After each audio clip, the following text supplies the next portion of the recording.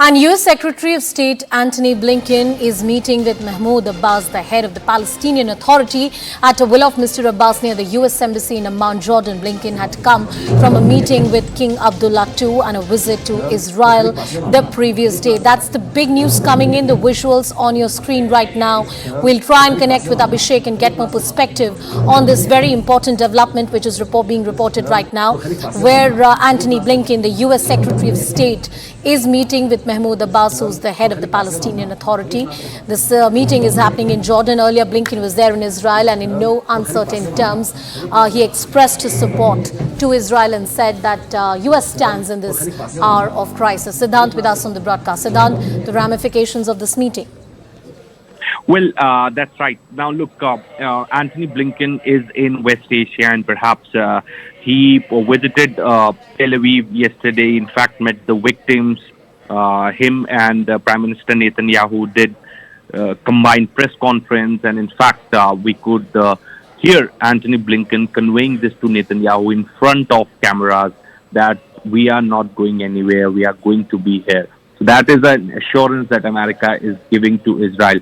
Now, not just on a war front, perhaps by deploying the aircraft carriers, destroyers in the Eastern Mediterranean, but through diplomatic channels also, U.S. is giving efforts to make sure that peace returns to the region, or perhaps to get more and more countries to back Israel in this war.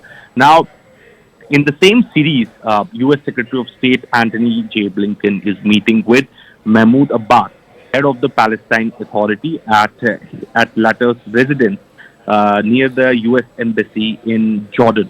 And in fact, Antony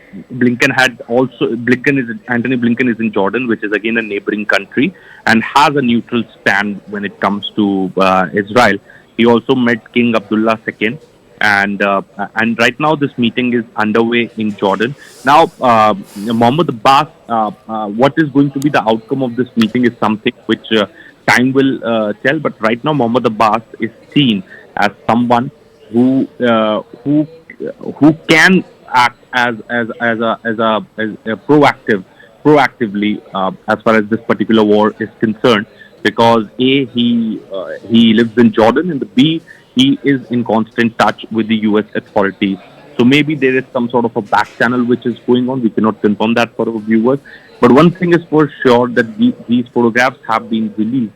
It means that U.S. is somewhere using or perhaps exploiting the diplomatic channels also to get more and more support for Israel, and also, somewhere talking to the Palestinians as well to hear their concerns, to hear what they have to say as far as this war is concerned, and also it's kind of opening up a channel with the other side. And this is how right now we can interpret this entire meeting. Rest it's up to the Americans to clarify or perhaps come out with a statement regarding this meeting. Absolutely. And Siddhant, should we read this as an attempt by U.S. to ensure that this does not turn out into a full-blown regional conflict? I mean, there's no doubt about the fact that U.S. stands firmly behind Israel. They are connected with blood. But at the same time, the interests of the U.S. and most of the Western superpowers lie in a conflict-free, relatively speaking, conflict-free area, whether it's the West Asia or the Middle East. Yes, that's right. Look, U.S. doesn't want another war. That is very clear. They have deployed aircraft carriers in the Eastern Mediterranean, but one thing is for sure, that they don't want war. When Israel alleged that it's Iran behind these attacks, U.S. also U.S. asked for proof, and since there was no proof, so there was no further escalation.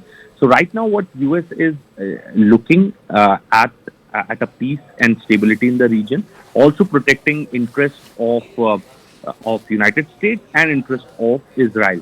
So by taking a position that Israel has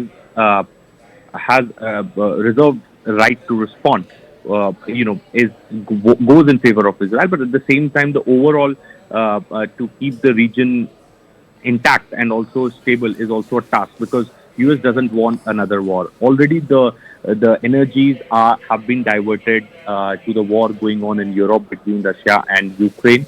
U.S. foreign policy makers are any which ways focusing in Indo-Pacific because of the rise of China. And if today there is a real threat to the world, then that is from China, in which U.S. believes in. Now they don't want a new, emergence of new blocks in the West Asia, or perhaps this war. And U.S. will never want this war to continue for the long time. And also, given the kind of dominance that U.S. has enjoyed in the West Asia for the longest times, since they have moved out of West Asia to the Indo-Pacific, the region has become unstable. Now it's again an opportunity for them to re-enter the area, fix things, and then make sure that Israel takes revenge, and then matter gets settled.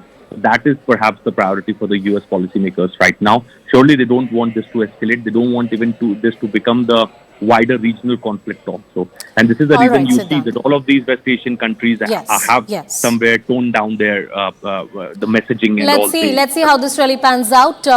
We hope that this is not further escalated, this conflict is controlled. India has raised a nationwide alert to secure the nationals living in India, Indian national living in Israel, including diplomats, staff and tourists, etc., in the view of the ongoing Israel-Hamas war. An alert has been issued and shared with all the concerned security establishments and police, asking to also strengthen the security of a few listed places. It has been learned that the alert also talks about Jewish festivals in October, which need to be secured.